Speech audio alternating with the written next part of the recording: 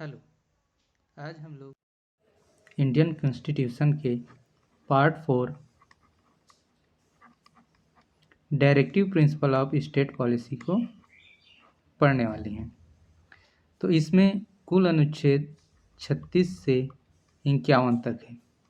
इसे हम एक एक करके देखने वाले हैं, पार्ट वाइज देखेंगे। हम इस वीडियो में पूरा 36 से 51 तक तो नहीं देखेंगे, इसका डीपीएसपी का कई पार्ट में हम वीडियो बना करके पढ़ेंगे। तो शुरू करते हैं। पहला अनुच्छेद 36। तो अनुच्छेद 36 को देखें तो क्या है, ये पहले डेफिनेशन देता है। ये डेफिनेशन बताता है किसका, स्टेट का। ये कहता है in this part unless the context otherwise requires the state has the same meaning as in part 3।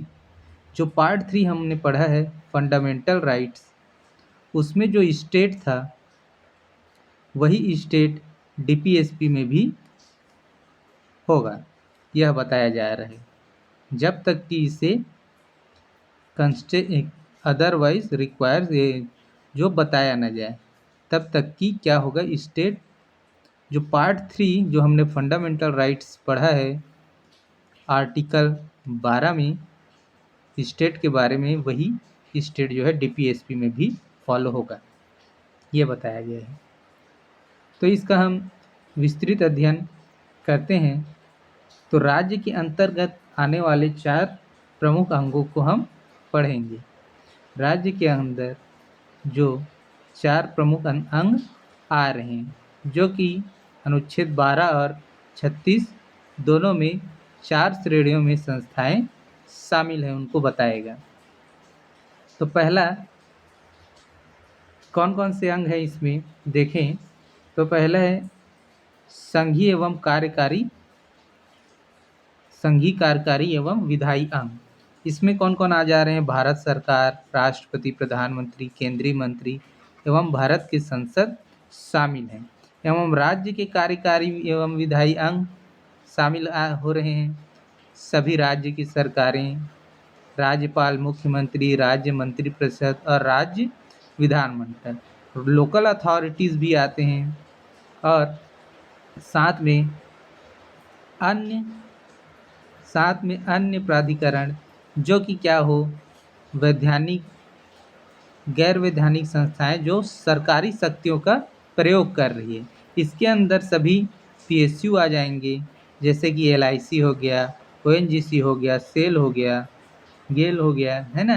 ये सभी क्या है, किसके अंतर्गत आते हैं, ये सभी जो है राज्य के अंतर्गत आते हैं।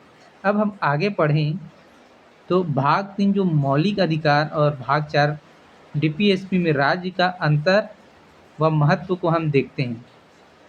तो भाग 3 में क्या कहा गया है, भाग 3 में नेगेटिव कन्नोटेशन है, मतलब कि राज्य को नागरिकों की स्वतंत्रता में अनावश्यक हस्तक्षेप से रोकता है। वहीं पे भाग 4 सकारात्मक दायित्व निभाता है, जहाँ पे नीति निर्देशक तत्वों के संदर्भ में राज्य के परिभाषा का उद्देश्य यह तय करना है कि किन किन संस्थाओं में देश के नागरिकों के कल्याण के लिए योजनाएं बनानी है। अब यहाँ पे राज्य योजना बना रहा है, पॉजिटिव कार्यक्रम कर रहा है, और यहाँ पे राज्य जो है नागरिकों की स्वतंत्रता पे हस्तक्षेप ना करे, उसको रोकने का कार्य कर रहे हैं। ये मूल अंतर है। अब आगे हम देखते हैं अनुच्छेद 37 को। अनुच्छेद 37 में जब जाएं,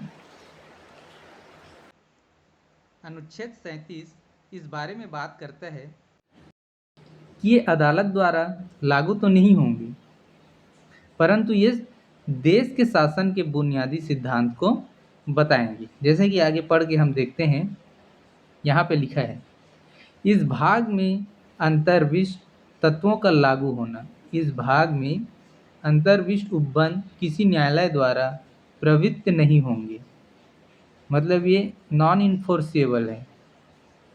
इसके उल्लंघन के लिए, जिस तरह से हम मौलिक अधिकार के उल्लंघन के विरोध में हम सुप्रीम कोर्ट तक जा सकते हैं, लेकिन इसमें ऐसा नहीं है। किंतु फिर भी इनके अधिकतर तत्वों से देश के शासन में मूलभूत और विधि बनाने में इन तत्वों को लागू करना राज्य का कर्तव्य है। ये बात बताया गया है। अब आगे इसके 3 मुख्य स्तंभ को देख लेते हैं, क्या बोला गया है। यही कि क्या है, ये नॉन इन्फोर्सेबल है, कोर्ट के द्वारा शासन के मूलभूत सिद्धांत हैं।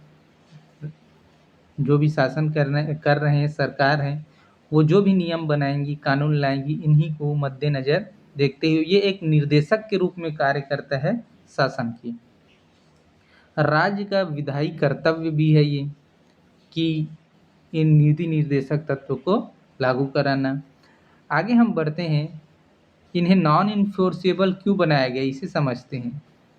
तो जब वित्तीय संसाधनों की कमी थी, जब हम आज़ाद हुए थे, उस समय अगर मुफ्त शिक्षा, स्वास्थ्य और रोजगार जैसे अधिकार तुरंत के तुरंत दे दिए जाते, इन्फोर्सेबल कर दिए जाते, तो वित्तीय भार काफ़ी पड़ता है। ये एक कारण भी रहा है।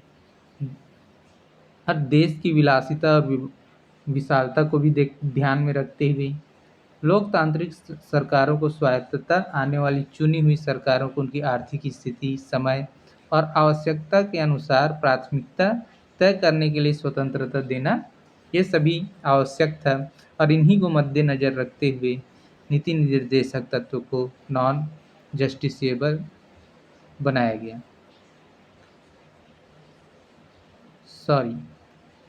नॉन जस्टिसेबल बनाया गया। आगे हम बढ़ते हैं। यहाँ पे हम तुलना करेंगे मौलिक अधिकार और नीति निर्देशक तत्वों में।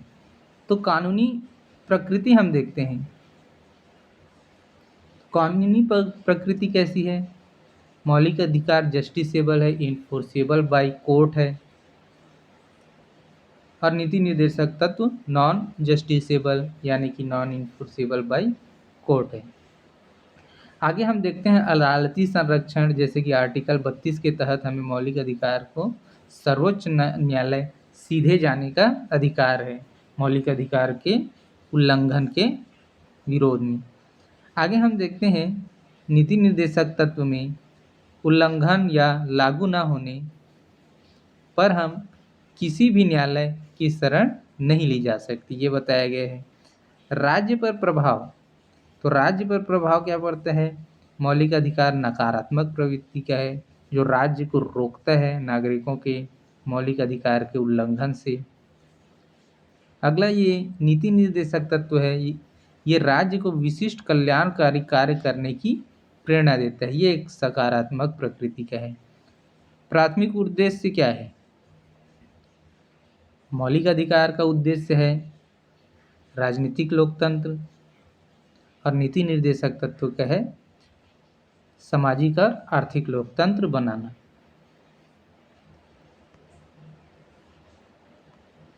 अब हम आगे बढ़ते हैं आर्टिकल 38 पे। आर्टिकल 38 पे हम पढ़ेंगे। आर्टिकल 38 वेलफेयर स्टेट बनाने के बारे में बात करता है। वेलफेयर स्टेट का मतलब क्या होता है, यहाँ पे हम पढ़ेंगे आर्टिकल 38(1).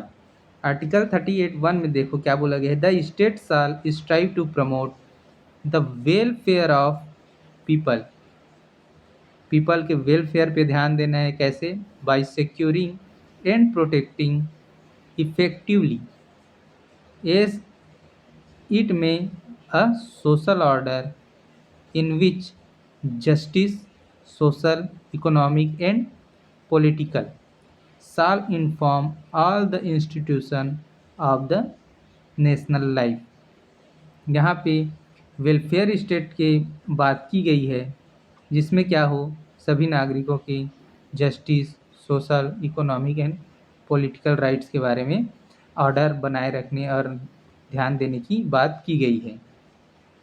अब आगे हम बढ़ते हैं आर्टिकल 38 क्लॉज 2 पे। आर्टिकल 38 क्लॉज 2 कहता है the state shall in particular strive to minimise the inequality, असमानताओं को कम करने के बारे में बात कर रहा है। किसकी असमानता? Income, status, opportunity. यहाँ पे देखिए, to minimise the inequalities in income, आय में असमानता कम करना, and endeavour to eliminate inequalities in status, प्रतिष्ठा में असमानता कम करना है। फैसिलिटीज एंड अपॉर्चुनिटीज, सुविधाओं और अवसरों में असमानताओं को कम करने की बात कह रहे हैं। Not only among individuals but also among groups of people residing in different areas or engaged in different vocations, अलग अलग कार्य करने वाले और अलग अलग जगहों में रहने वाले सभी के लिए असमानताओं में कमी की बात यह करता है। आगे इसका विस्तृत हम प्रावधान देखें तो आर्टिकल 38 तीन प्रकार की जस्टिस की बात कर रहा है, सोशल जस्टिस, इकोनॉमिक जस्टिस और पॉलिटिकल जस्टिस, और यही हमारे प्रियम्बल में भी दिया गया है। तो सोशल जस्टिस कैसे होगा? समाज में जाति, धर्म, लिंग, जन्म स्थान के आधार पर भेदभाव न हो, कमजोर और शोषित वर्गों को सुरक्षा प्रदान हो। इससे क्या होगा? सामाजिक न्याय आएगी। आर्थिक न्याय क्या होगा? अमीरों और गरीबों के बीच जो खाई है उसे कम किया जाए, बांटा जाए। उत्पादन के साधनों और धन संकीर्णन कुछ ही लोगों के हाथों में न हो, इस पे ध्यान देना। प्रत्येक नागरिक को आजीविका के समान अवसर मिले, इस पर ध्यान देना। और इन्हीं सभी को देखते हुए अलग अलग नियम आए हैं, कानून आए, जैसे मनरेगा बना है ताकि लोगों को क्या हो, रोजगार मिले, एक गारंटी। अगला जैसे राजनीतिक न्याय देखते हैं, तो देश के प्रशासनिक और राजनीतिक जीवन में हर व्यक्ति की समान भागीदारी का हक मिले, जैसे सार्वभौमिक वयस्क मताधिकार, बिना किसी भेदभाव के चुनाव लड़ने की स्वतंत्रता। इससे क्या होगा? पॉलिटिकल जस्टिस मिलेगा। और यही अमीर और गरीब के बीच खाई बांटने, इकोनॉमिक जस्टिस के लिए देखना, जो गवर्नमेंट जो भी सर्विसेज होते हैं, सरकारी पद, सरकारी नौकरियां, उनमें आय में बहुत ज़्यादा असमानताएं देखने को नहीं मिलती। जैसे एक सरकारी तंत्र में कोई उच्च पद पर है और वहीं पे सरकारी तंत्र में ही कोई निम्न पद पे है, उनमें आय में असमानता तो होगी, परंतु ये असमानता प्राइवेट संस्थान की तरह नहीं होगी। जैसे कि कोई प्राइवेट संस्थान का सीईओ है और वहाँ का कोई क्लर्क है, प्यून है, ये मान लें, इनके आय में जमीन आसमान का फर्क होता है। ये यहाँ पे करोड़ों की सैलरी ले रहे होते हैं और यहाँ पे 10 से 15,000। तो यहाँ पे काफ़ी अंतर है। ये अंतर आपको सामान्यतः सरकारी नौकरियों में नहीं देखने को मिलती। जो बड़े से बड़े अधिकारी होंगे, पीएसयूज़ के भी, उनके 3 से 4 लाख रुपए की सैलरी होती है। वहीं पे एक प्यून भी होगा जो 7 से 8 साल का उसको अनुभव है, सरकारी रेगुलर है, तो उसकी भी 35 से 40,000 तक की सैलरी होती है। तो यहाँ पे असमानताएं प्राइवेट क्षेत्र के मुकाबले कम हैं और यही असमानताएं आर्थिक न्याय की तरफ है आ रहा है। आय में असमानता कम करना है, सामाजिक न्याय देना है, राजनीतिक न्याय देना है, इसकी बात अनुच्छेद 38(1) करता है। आगे हम बढ़ते हैं आर्टिकल 38 क्लॉज 2। ये यहाँ पे 44वें संविधान संशोधन के तहत जोड़ा गया था। यह राज्य पर विशेष जिम्मेदारी डालता है, जैसे व्यक्तियों के बीच आय की असमानता को कम करने के लिए सक्रिय नीतियां बनाना, अलग अलग भौतिक क्षेत्रों तथा विभिन्न व्यवसाय में लगे लोगों के बीच समूहों में के बीच क्या हो, प्रतिष्ठा, सुविधा और अवसरों की असमानता को पूरी तरह समाप्त करना। इस तरह का नीति निर्देशक तत्व आर्टिकल 38 क्लॉज 2 कहता है। अब इसका व्यवहारिक कार्यान्वयन देख लेते हैं, इम्प्लीमेंटेशन इन इंडिया। जैसे कि व्यवहारिक कार्यान्वयन के लिए आरक्षण और विशेष रियायतें रिजर्वेशन पॉलिसी दी गई है सामाजिक और शैक्षणिक न्याय के लिए। पिछड़े और शोषित वर्गों को सरकारी नौकरियों और मुख्य शिक्षण संस्थाओं में अवसर सुनिश्चित करने के लिए रिजर्वेशन पॉलिसी है, हमने देखा है। आगे हम चलते हैं, इसी तरह का आर्थिक न्याय के लिए हम देख रहे हैं मनरेगा है, भूमि सुधार कानून है, सुविधाओं और अवसर की समानता सुनिश्चित करने के लिए आयुष्मान भारत और जन धन योजना जैसे स्कीम्स हैं। राजनीतिक न्याय सुनिश्चित करने के लिए स्थानीय निकायों में महिलाओं, ST SC इन सभी को क्या है, आरक्षण भी है। तो इस तरह से कार्य किए जा रहे हैं और कार्यान्वयन हो रहे हैं। आगे हम बढ़ते हैं आर्टिकल 39 की तरफ। आर्टिकल 30 संसाधनों के न्यायोचित वितरण के लिए, गरीबी कम करने के लिए और समाज में सभी वर्गों को कल्याण सुनिश्चित हो, इसके लिए व्यवहारिक और आर्थिक सामाजिक लोकतंत्र का आधारभूत ढांचा को मजबूत करने के लिए विशिष्ट आर्थिक और सामाजिक नीतियों को लागू करने का निर्देश देता है। आइए हम पढ़ते हैं 39 को। इसमें 6 क्लॉज है जो क्या करेगा, निर्देश देगा राज्य को किसके लिए, विशिष्ट आर्थिक, सामाजिक और नीतियां लागू करने के लिए। देखते हैं आर्टिकल 39 अनुच्छेद 39 का। अनुच्छेद 39 का यहाँ पे क्या कह रहा है, आजीविका के पर्याप्त साधन बनाने के लिए निर्देश दे रहा है। राज्य अपनी नीति इस प्रकार संचालित करेगा कि सभी नागरिकों, चाहे वो पुरुष हो या स्त्री, आजीविका के पर्याप्त साधन प्राप्त करने का समान अधिकार हो। यह कहता है अनुच्छेद 39 का, कहता है भौतिक संसाधनों का सामूहिक हित में वितरण हो। समुदाय के भौतिक संसाधनों का स्वामित्व और नियंत्रण इस प्रकार बंटा हो जिससे सामूहिक हित सर्वोत्तम रूप से संपादन हो। जैसे भूमि सुधार कानून आया था ताकि भूमि का जो जमींदारी प्रथा थी और एक ही कुछ लोगों के पास बहुत सारे ज़मीनें थी, तो इसको भूमि सुधार कानून के तहत उसको कम किया गया था। अब अगला अनुच्छेद 39 का, तो धन के संक्रेदन पर रोक, जो एक ही कुछ लोगों पर एकत्रित हो जाता है धन, उसे रोक करने का व्यवस्था करने के बारे में बात कर रहे हैं।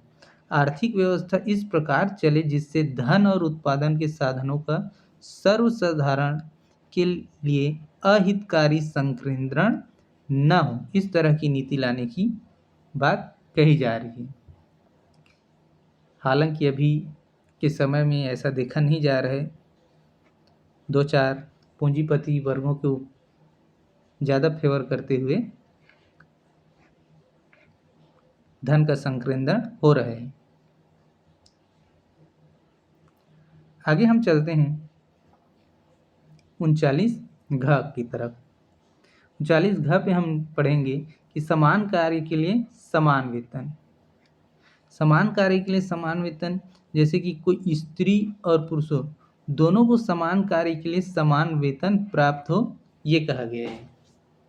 इसके लिए सरकार नियम बना सकती है कि एक ही कार्य के लिए दोनों को अलग अलग वेतन नहीं दिया जा सकता। अगला है 39 श्रमिकों और बच्चों के स्वास्थ्य का संरक्षण। पुरुषों और स्त्री श्रमिकों के स्वास्थ्य और शक्ति का तथा बालकों की सुकुमार अवस्था का दुरुपयोग न हो और आर्थिक आवश्यकता से विवश होकर नागरिकों को ऐसे रोजगार में न जाना पड़े जो उनकी आयु या शक्ति के अनुकूल न हो, इससे बचाने के लिए सरकार को निर्देश दे रही है। 39 पे हम देखेंगे बालकों का गरिमामय विकास। बालकों को स्वतंत्र और गरिमामय वातावरण में स्वस्थ विकास के अवसर और सुविधाएं दी जाए। बालकों तथा अल्पवय व्यक्तियों की शोषण से तथा नैतिक और आर्थिक परित्याग से रक्षा की जाए, यह निर्देश 39 राज्यों को देता है और इसे 39 को 42वें संविधान संशोधन 1976 द्वारा प्रतिस्थापित किया गया था। आगे हम बढ़ते हैं 39A। 39A नालसा कानून के बारे में है। राष्ट्रीय कानूनी सेवा प्राधिकरण और लोक अदालतों का गठन किया गया। इसी के तहत ये क्या कहता है कि फ्री लीगल एड मिले किसको, जो ये पढ़ के देखते हैं, ये राज्य यह सुनिश्चित करेगा कि कानूनी व्यवस्था इस प्रकार काम करे जिससे समान अवसर के आधार पर न्याय सुलभ हो। राज्य विशेष रूप से सुनिश्चित करेगा कि निःशुल्क कानूनी सहायता की व्यवस्था करेगा कि कोई नागरिक आर्थिक या अन्य किसी अक्षमताओं के कारण न्याय प्राप्त करने से वंचित न रह जाए। और इसी के तहत महिलाओं को फ्री लीगल एड और जो आर्थिक रूप से कमजोर वर्गों को भी फ्री लीगल एड की सुविधा प्रदान करता है। अब इसका इम्प्लीमेंटेशन देख लेते हैं, किस तरह से इम्प्लीमेंट कर रही है, किस तरह से नीति बना के राज्य। तो यहाँ पे पहला अधिनियम बताया जा रहा है इक्वल रिम्यूनरेशन एक्ट। अनुच्छेद घ का क्रियान्वयन के लिए इक्वल रिम्यूनरेशन एक्ट है और यह सुनिश्चित करता है कि कार्यस्थल पर पुरुष और महिला दोनों को क्या हो, सामान्य कार्य के लिए समान वेतन मिले और लिंग के आधार पर कोई भेदभाव न हो। अगला भूमि सुधार और जमींदारी उन्मूलन कानून।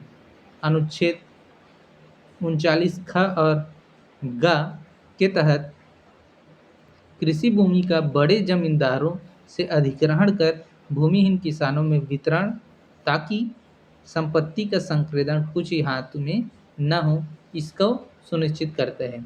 आगे जो अधिनियम बने वो है नालसा अधिनियम। नालसा अधिनियम के तहत 39A के तहत गरीबों, वंचितों, महिलाओं और बच्चों को अदालती मामलों में निःशुल्क सरकारी वकील और कानूनी सहायता प्रदान करना, ये इसका नालसा का कार्य है। आगे हम देखते हैं फैक्ट्रीज एक्ट और बाल श्रम निषेध कानून। अनुच्छेद 39 और च को क्रियान्वित करने के लिए फैक्ट्रीज एक्ट आया, जो क्या करता है, खतरनाक उद्योगों में बाल श्रम पर पूर्ण प्रतिबंध लगाता है और कामगारों के लिए कार्यस्थल पर सुरक्षा व स्वास्थ्य मानक तय करने का निर्देश देता है। आगे हम देखते हैं न्यायपालिका का दृष्टिकोण देखते हैं। भारतीय सर्वोच्च न्यायालय ने कुछ ऐतिहासिक वादों में अनुच्छेद 39 को अत्यधिक प्राथमिकता दी है।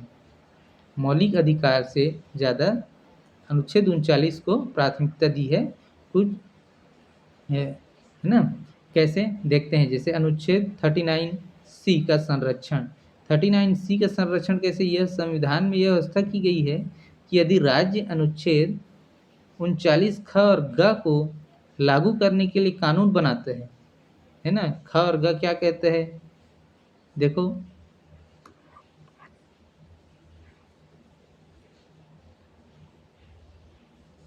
ये रहा। भूमि सुधार के बारे में बात करते हैं और धन के संक्रेदन को रोकने के बारे में बात करते हैं, है ना। तो इसको लागू करने के लिए अगर सरकार कोई कानून बनाती है तो उसे मौलिक अधिकार का उल्लंघन नहीं ठहराया जाएगा। इसकी बात करता है कौन? Article 31C। रणदीप सिंह बनाम भारत संघ का जो केस है उसके बारे में पढ़ते हैं। सुप्रीम कोर्ट ने इसमें यह स्पष्ट किया था कि समान कार्य के लिए समान वेतन एक मौलिक अधिकार नहीं है, लेकिन यह अनुच्छेद 14, 16 और 39 घ के तहत एक संवैधानिक लक्ष्य है जिसे अदालत द्वारा लागू कराया जा सकता है। इसकी बात करता है। आगे अब हम चलते हैं अनुच्छेद 40। अनुच्छेद 40 जो है ग्राम पंचायतों के गठन के बारे में बात करते हैं।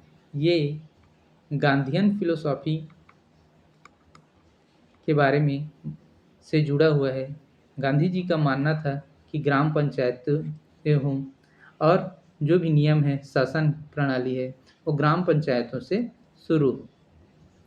तो ये गांधीयन फिलोसॉफी पे बेस्ड है अनुच्छेद 40 हमारा। तो इसके तहत देखते हैं ये क्या कहते हैं। अनुच्छेद 40 कहता है,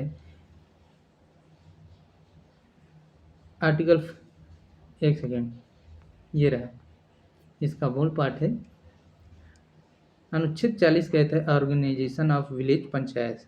the state shall take steps to organise village panchayat and endow them with such powers authority as may be necessary to enable them to function as units of self government।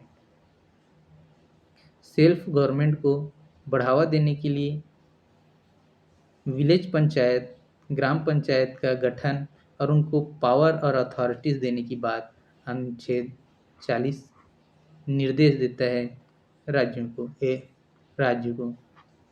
और इसी के तहत हमारा 73वां संविधान संशोधन आएगा, जिसके तहत ग्राम पंचायत का पंचायती राज का गठन होगा। आगे हम देखते हैं, ये अनुच्छेद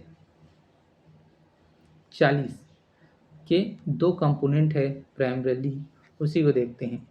पहला कंपोनेंट क्या है कि ऑर्गेनाइजेशन ऑफ पंचायत के बारे में बात करता है कि एक डेमोक्रेटिक इंस्टीट्यूशन ग्रामीण स्तर पर बने, उसका गठन हो। और उसे दूसरा कंपोनेंट कहता है कि उसे पावर और अथॉरिटी दे, ऑटोनॉमी दे, जिससे कि सेल्फ गवर्नमेंट लागू हो सके। आगे हम देखते हैं इसी के तहत जो 73वां संविधान संशोधन लाया गया था। इस संविधान संशोधन लागू होने के समय नीति निर्देशक तत्व होने के कारण यह राज्यों के लिए बाध्यकारी नहीं था, लेकिन वर्ष 1992 में भारत ने क्या किया, 73वां संविधान संशोधन पारित किया और पंचायती राज को संवैधानिक दर्जा मिला। इसके तहत नया भाग 9 जोड़ा गया और 11वीं अनुसूची जोड़ा गया। इसके बाद देश भर में पंचायतों का नियमित चुनाव कराना कानूनी रूप से अनिवार्य हो गया। अब हम पंचायती राज की कुछ मुख्य विशेषता को देख लेते हैं। जैसे कि क्या है, पहला है इसके 3 स्तर होते हैं, एक ग्राम के स्तर पर, एक ब्लॉक के स्तर पर और एक जिला के स्तर पर। जैसे कि अलग अलग राज्यों में अलग अलग नामों से जाना जाता है। जैसे कि छत्तीसगढ़ में ये इसको जाना जाता है ग्राम पंचायत, जनपद पंचायत और फिर जिला पंचायत के नाम से। तो ये 3 स्तर का ढांचा होगा, ये इसकी बात करता है। अगला है आरक्षण नीति के बारे में बात करता है इसमें SC ST के लिए जनसंख्या के अनुपात में आरक्षण होगा और महिलाओं के लिए भी न्यूनतम 1/3 आरक्षण होगा। ये न्यूनतम की बात कर रहे हैं, राज्य इसे चाहे तो बढ़ा भी सकती है, जैसे कि हमारे राज्य में ये 50% है। आगे हम बढ़ते हैं, ये 2 विशेषताएं हैं। आगे हम और देखते हैं, जैसे कि 11वीं अनुसूची और इसमें 29 विषय है। 29 विषय जैसे कि पंचायतों कृषि सुधार, कृषि भूमि सुधार, लघु सिंचाई, पेयजल, गरीबी उन्मूलन, प्राथमिक शिक्षा, स्वास्थ्य और स्वच्छता जैसे 29 विषयों पर कानून बनाने का और कार्य करने की शक्ति दी गई है। तो इसी तरह से आज हमने आर्टिकल 36 से लेकर के 40 तक को देखा है। आगे आने वाले वीडियोज़ में हम DPSP के आगे भाग को हम पढ़ेंगे। धन्यवाद।